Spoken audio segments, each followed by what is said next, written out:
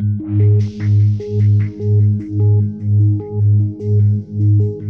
the Southern Ocean leg. It's known for big breeze, cold temperatures, big winds, and getting as far south as you possibly can to stay in the best pressure for as long as you can.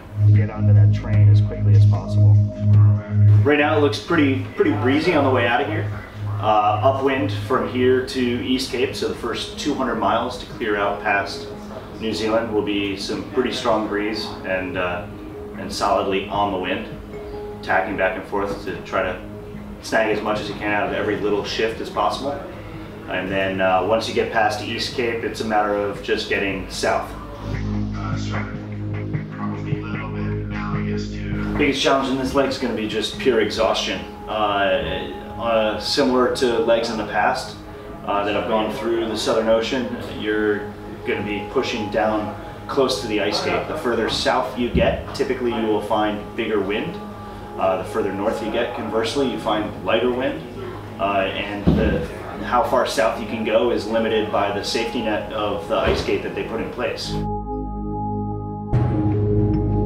As with any of the legs so far, we've gotten tremendous support from our sponsor with Vestas. Particularly with this leg, once you come around Cape Horn and you work your way up the eastern side of South America, the weather there is very poorly sampled in terms of observations that seed the weather models that we rely on. So there are amazingly a large quantity of inaccuracies found in those weather models in that area of the world. And Vestas has put some tools at our disposal that have helped us to dive through those.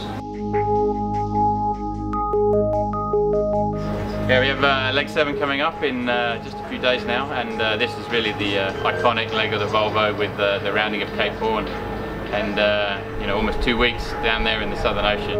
The picture for the start is getting clearer. It looks like there's going to be a high pressure to the southeast of New Zealand, which it means we're going to be going upwind out here, out of Auckland and towards the Coromandel, and then a long 200-mile beat to East Cape, which is going to be quite fresh and also quite bumpy. So a good little test of the boat in the first 24 hours of the race.